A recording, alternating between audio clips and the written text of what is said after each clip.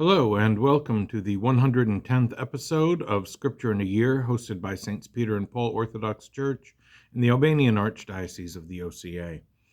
Today's reading is from the book of Job, chapters 5 through 8. But call out if there is anyone who will obey you, or if you shall see any of the holy angels, for wrath destroys a foolish man, and envy slays one who is deceived. I have seen foolish people taking root, but suddenly their mode of life consumed them. May their children be far from salvation. May they be derided at the gates of worse people, and may there be no one to deliver them. For the righteous will eat what they have gathered, but they themselves will not be delivered from calamities. Their strength will be exhausted, for trouble does not come from the earth, nor does suffering spring from the mountains. Yet man is born for trouble, as the young bird is born to fly to high places. But surely as for me, I will beseech the Lord, and call upon the Lord and Master of all, who does great, incomprehensible, and marvelous things without number. He causes rain on the earth and sends water on all the places under the heaven. He sets the lowly on high and raises up the lost. He frustrates the counsels of the crafty, so their hands cannot carry out their plans. He catches the wise in their craftiness, and subverts the counsel of the cunning. Let them encounter darkness in the daytime, and may they grope at noontime as though it were night.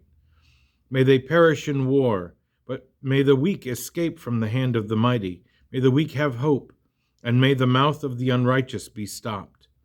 But blessed is the man whom God corrects. Therefore, do not reject the chastening of the Almighty, for he causes a man to be in pain, but he restores him again.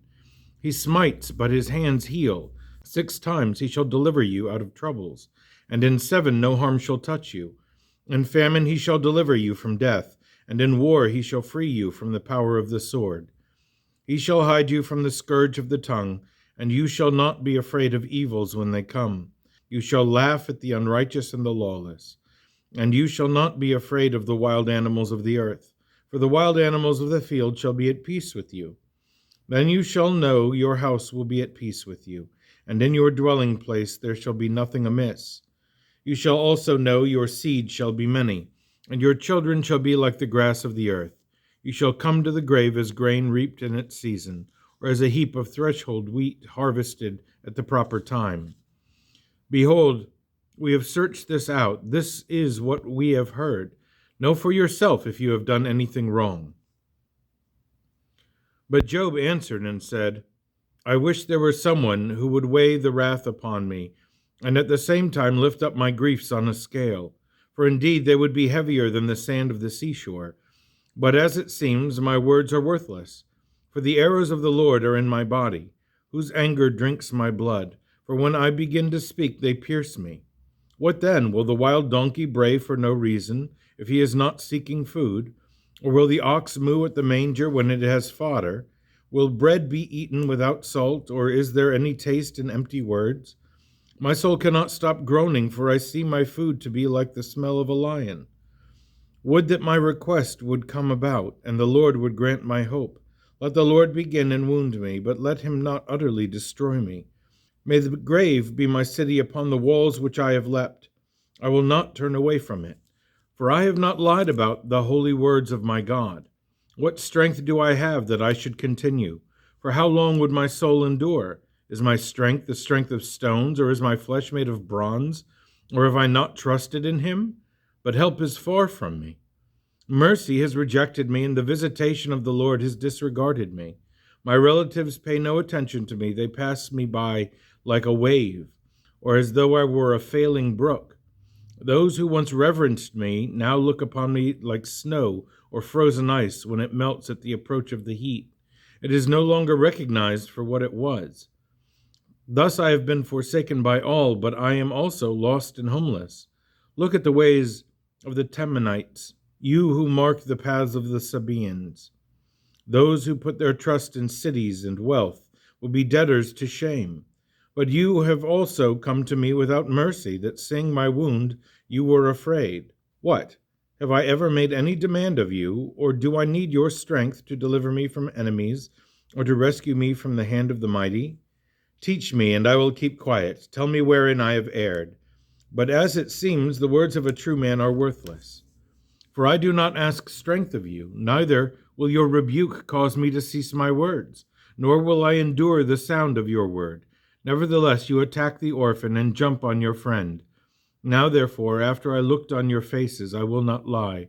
Sit down now, and may there be no wrongdoing, and come together again with a righteous man. There is no wrongdoing on my tongue, or does not my throat cultivate understanding? Is not the life of a man on earth an ordeal? Is not his life also like the life of a hired man working by the day, or like a servant who fears his master, or like one who grasps for a shadow, or like a hired man who eagerly looks for his wages? So I have been enduring months of futility, and agonizing nights have been appointed for me. When I lie down, I say, when will it be day? When I arise, I say, when will it be evening?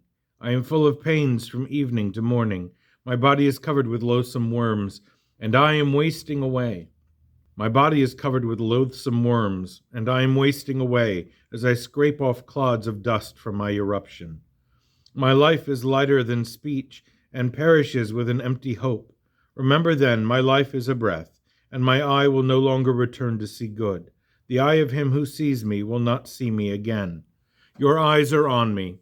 I am no more. I am like the cloud that cleared away from the sky. For if a man goes down to Hades, he shall not come up again. He shall not return to his own house, nor shall his place know him any more. Now then, neither will I restrain my mouth. I will speak by necessity, because I will disclose the bitterness of my soul when I am oppressed. Am I a sea or a serpent that you set a guard over me? I said, my bed will comfort me, and on my couch I will counsel privately with myself. You scare me with dreams and terrify me with visions. You will separate life from my spirit, yet keep my bones from death. For I will not live forever, that I should patiently endure. Let me alone, for my life is vain. What is man that you should exalt him, or that you should set your heart on him, or that you should visit him every morning and judge him till the time of rest? How long will you neither let me alone, nor let me go until I swallow my saliva in grief? If I have sinned, what can I do to you, O you who understand the heart of men? Why have you set me as your accuser? Why am I a burden for you? Why then have you not forgotten my lawlessness and purged my sin? But now I will depart into the earth, and in the morning I will no longer be here. Then Bildad the Shuhite answered and said, how long will you speak these things, and the breath of your mouth be filled with words? Will the Lord do wrong when he judges, or will he who made all things trouble righteousness? If your sons sinned against him, he sent them away because of their lawlessness. But come early in the morning and make your supplication to the Lord Almighty. If you are pure and true, he will hear your supplication, and restore to you the dwelling of the righteous. Though your beginning shall be small, your latter end shall be abundantly great. For inquire about the former generation, and search among the race of our fathers. For we are of yesterday and know nothing, because our life on earth is a shadow. Will they not teach you and proclaim to you and bring forth words from their heart? Can the papyrus bloom without water, or can the reeds flourish without moisture? While it is still on the root and not yet harvested, does not any vegetation wither before it receives moisture? So shall be the end of all who forget the Lord. For the hope of the ungodly shall perish, for his house shall be without inhabitants, and his tent shall turn out to be a spider's web. If he props up his house, it will not stand, and when he takes hold of it, it will not endure.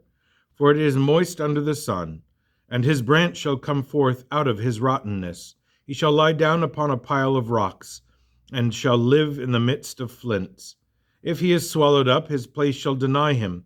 You have not seen such things, that such is the destruction of the ungodly, and out of the earth another will grow up again? For the Lord will not cast off the innocent, nor will he accept any gift of an ungodly man. He will fill the mouth of the true with laughter, and their lips with thanksgiving. But their enemies will be clothed with shame, and the dwelling of an ungodly man will be no more. Here ends the reading for today.